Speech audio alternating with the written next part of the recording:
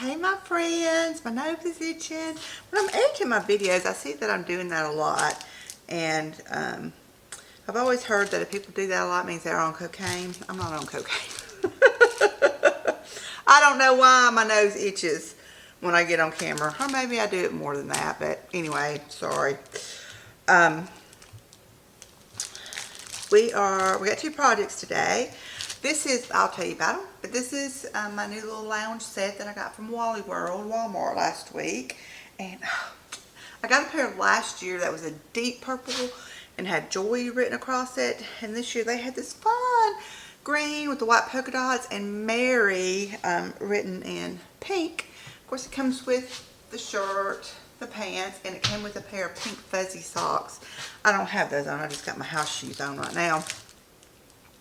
But I sure am enjoying it. It's a drizzly, rainy, icky day. And I've just been home doing laundry, you know, doing the old piddling around. And I have these two things I want to get done today, so I thought I'd bring y'all along. This is, I'm going to make some homemade Velveeta.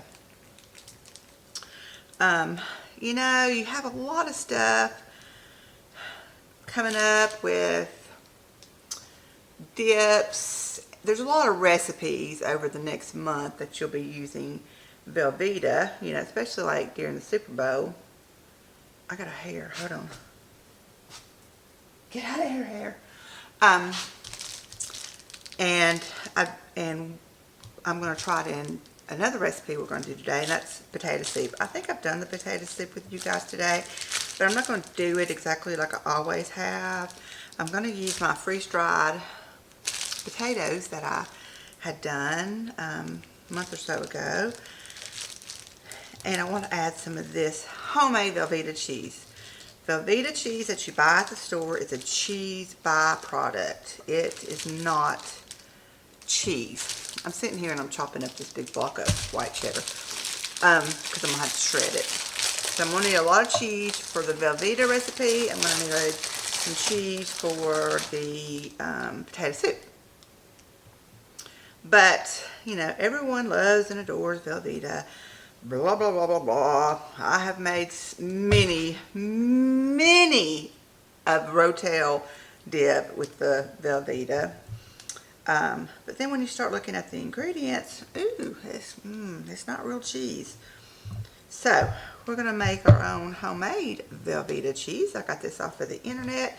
It seemed straightforward. I printed it off. I have not made this before, and I don't remember who posted it, but it says the recipe credit goes to The Spruce Eats, all one word, The Spruce Eats. I'll try to find it online and link it down below. But, you know, it seems pretty cut and dry. I mean, it's nothing but cheddar cheese, milk powder, water, and gelatin. So, a lot healthier than what you buy in the stores.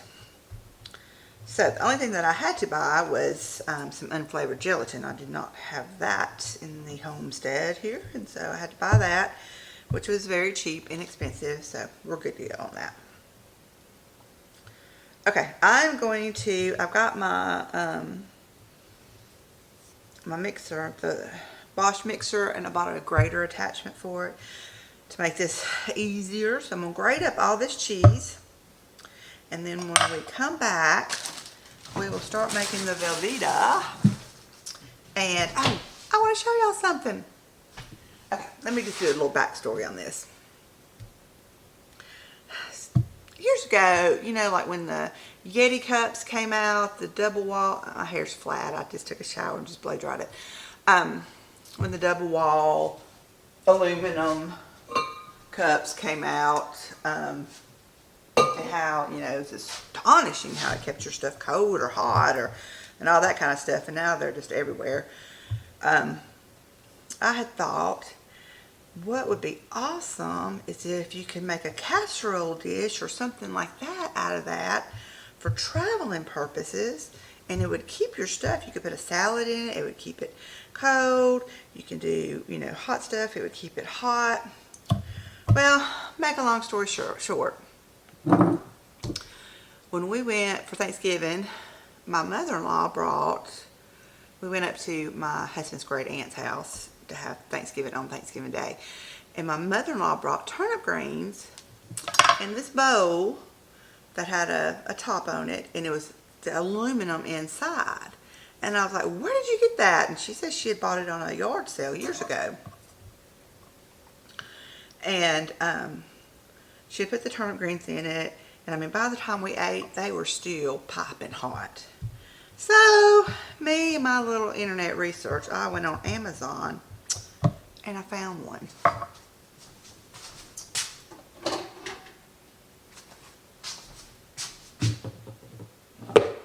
This is by Pinnacle. They had different colors. I got the red because I like red.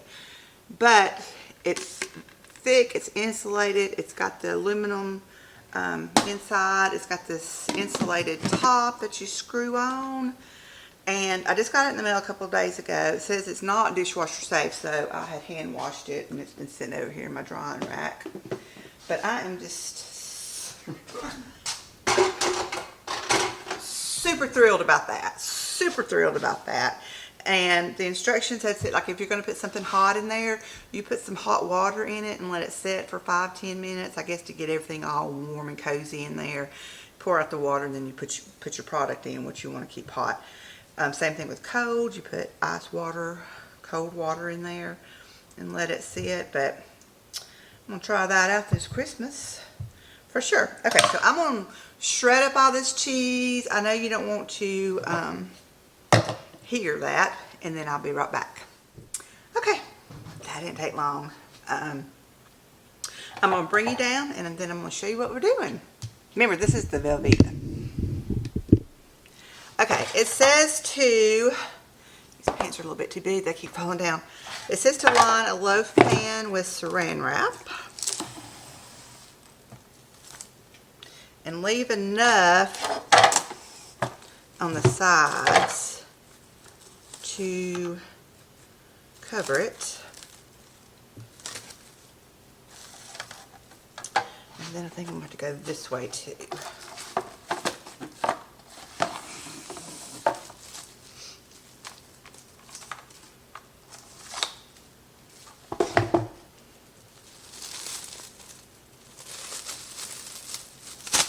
Come on now.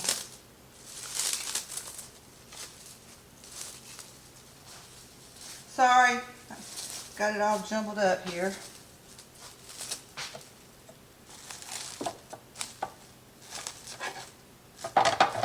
Okay, I'm gonna set this to the side.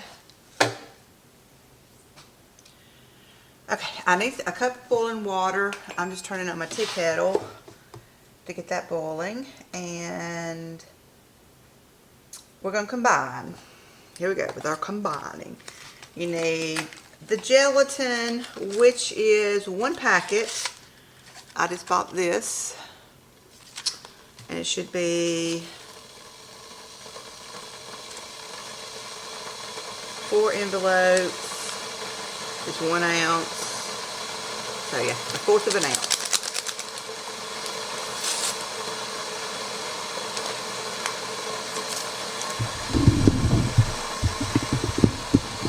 Putting it in the food processor.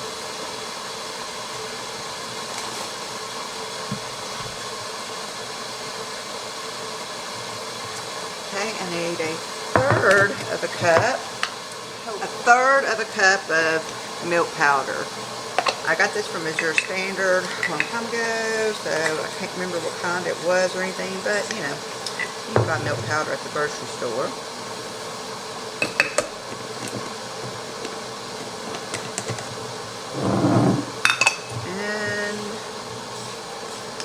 Fourth of a teaspoon of some salt. And we're going to pulse this to blend it. If I can get this plugged in.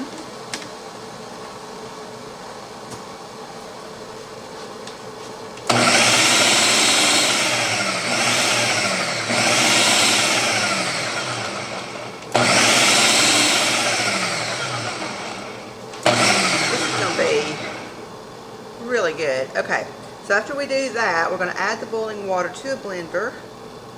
Let me get my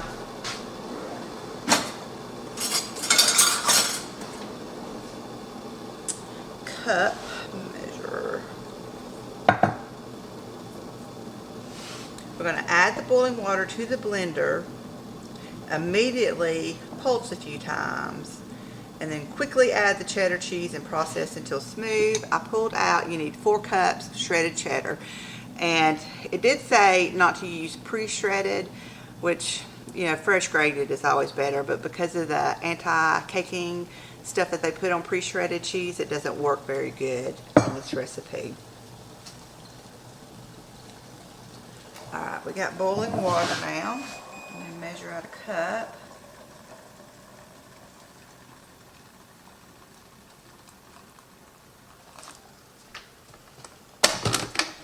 Alright, we're quickly going to put this in here. And we're going to quickly give it a pulse.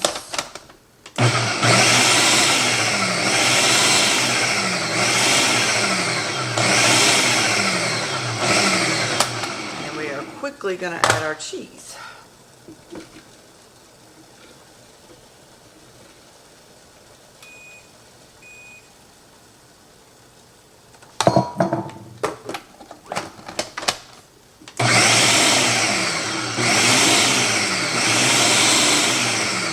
Process until smooth.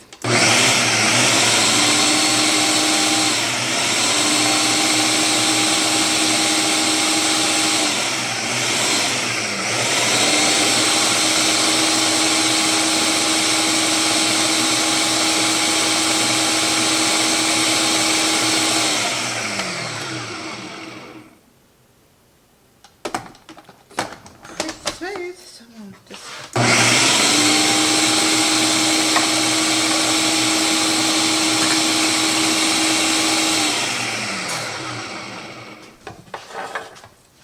Alright, we're going to pour this into our cellophane lined pan.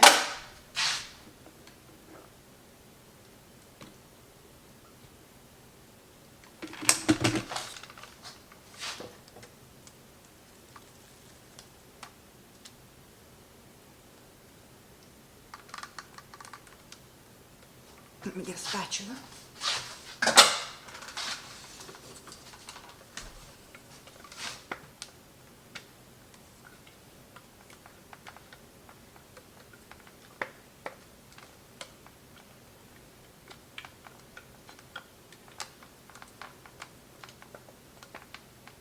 It smells good.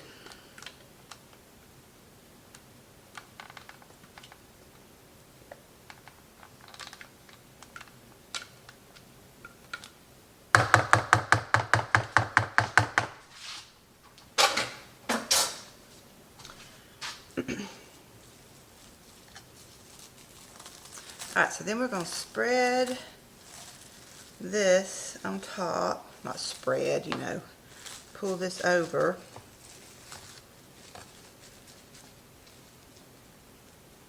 Okay, and then this goes into the refrigerator for several hours or overnight.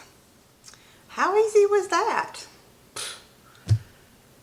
This works. It's going to be a miracle. That was very, very easy. So anyway, it is 2 o'clock in the afternoon right now. So maybe around 5 or 6 we're going to taste it, test it out, and then I'll be back when I'm ready to start supper. Okay, let's make some potato soup. In here, I used something right there. I used some frozen chicken broth that I had. And this is probably 2 quarts. 2.5 quarts. I'm using potatoes that I had washed real good, diced up, and put in the freeze dryer. Now then, you can use fresh diced up potatoes. You can use the diced up potato hash browns. Whatever you like. It can be used interchangeably. So what I'm going to do first, to the hot broth, I'm going to add a block of room temperature cream cheese. And I want to get this really soft and blended in so there's not going to be too many chunks.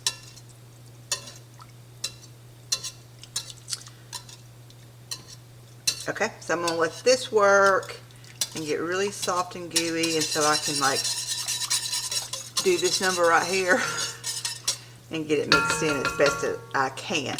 It'll be harder to do that when I have got the potatoes in there because you could tend to break them up and stuff. So I'm going to let this simmer with the cream cheese in it and then I'll be back.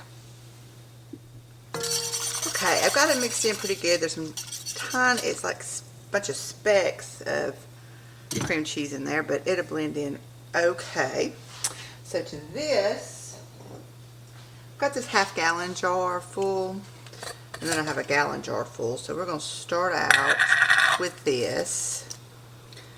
This is going to soak up a lot of that broth, so we may have to add some more, we may not.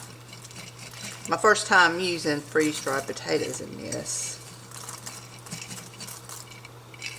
Let's see where we're standing.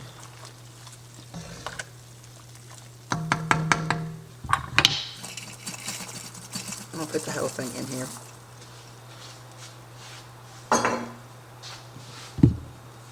Now these do have to rehydrate, so it's going to soak up a lot of the broth. Right now they're just light, airy, and like styrofoam.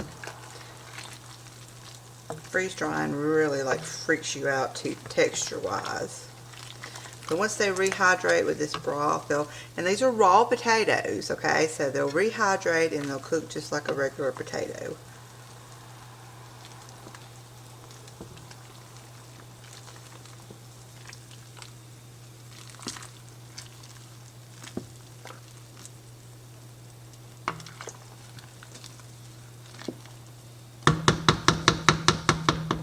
I'm going to go ahead and add my seasonings so they can be soaking up into the potatoes too, which would help.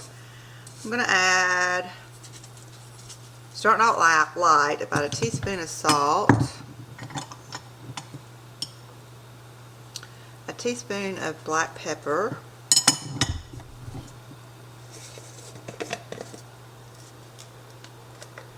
and probably a tablespoon of garlic.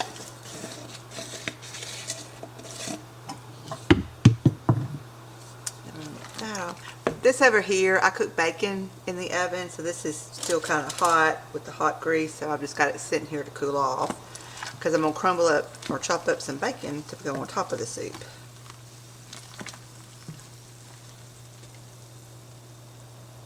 Turn the eye down just a smidge. Okay, I'm going to turn this down on low, and we're going to let this simmer, rehydrate all these potatoes. You don't have to do this step if you're using either frozen hash brown potatoes or fresh potatoes. But with this, it is going to take an extra step on getting them fully rehydrated. So I'm going to put the top on. Got it down on low. We'll let it do its thing for about 5 or 10 minutes and then come back. Okay, these have been simmering for about 20 minutes. We're ready to finish this off. I am going to add about a half a pint of heavy cream, 4 cups of shredded cheddar,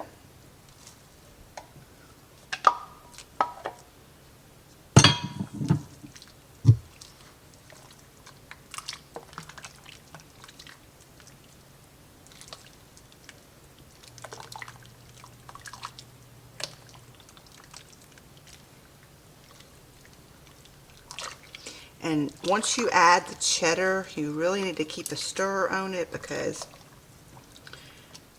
it can tend to stick to the bottom.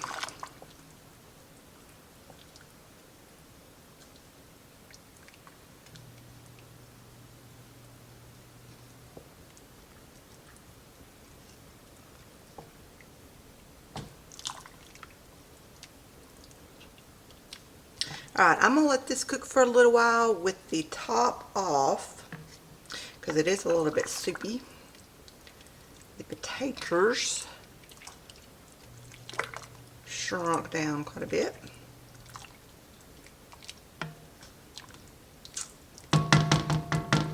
And then I'll be back. I did add, my camera didn't record it, but I just added some tapioca starch and flour that I mixed together with some warm water and blended it up till it's smooth and put in here to help thicken it up. Now it doesn't look very cheesy, but you got to remember I used white cream cheese, a whole block, and then 4 cups of white cheddar cheese. So that's why it doesn't look very cheesy, but it's cheesy.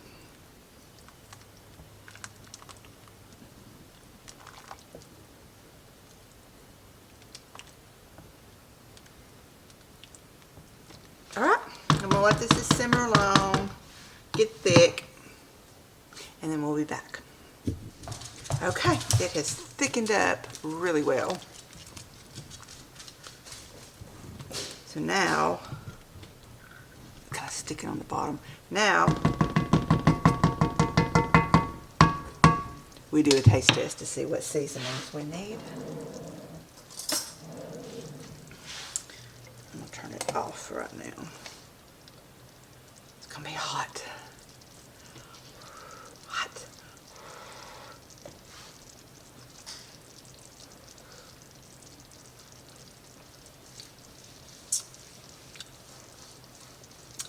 It's pretty darn good as it is. I'm going to add a little bit more black pepper.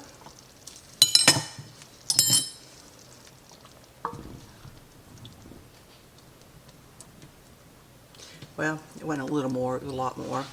And then just a tiny bit of salt. Wait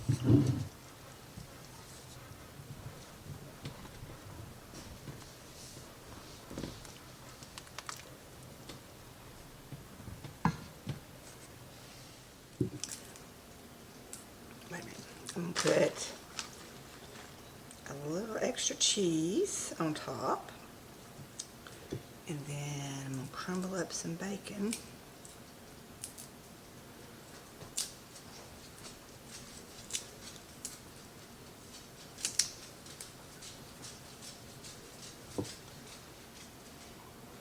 Voila. Okay, it's kind of close up. I am going to sit down and fill my face with this. I just checked on the cheese. It's still a little bit soft, so I think it really needs to go overnight. So what I'll do is in the morning, I'll get on here and we will do a taste test and see how firm the cheese got. So stay tuned. Welcome back. It's the next day. It's not the next morning like I told you. We got up this morning, got ready and headed out. Trying to beat crowds to do some Christmas shopping. But of course we got in the crowds. But anyway, we just got back. It's rainy. Bleh. I feel just like a wet rat right now. Sorry, I was looking to see what that cow was doing. But anyway, we had a good time shopping. I'm just about done. I got 2, maybe 3. I think it's just 2, but maybe 3. I'll have to recount. Little things to get and I'll be done. Yes! Yes! I did it! Okay, so what I brought you back for was the Velveeta. So it sat in the fridge overnight. It's a lot firmer. And it has, let me get these saltine crackers out of the way. It has, oh, sorry. It's got the, it's a little bit softer than Velveeta cheese, but look, it comes out in one big glunk and it's just kind of loose, you know, but it's set, you know, it's a soft firm, if that makes sense. It's a soft firm. So, smells good. Let me get me a little pinch, give it an old taste test. Yum. Okay, it really, really is the cousin to the store-bought Velveeta, especially the white Velveeta cheese. You know, you can buy the white and but the white I think has got some peppers in it.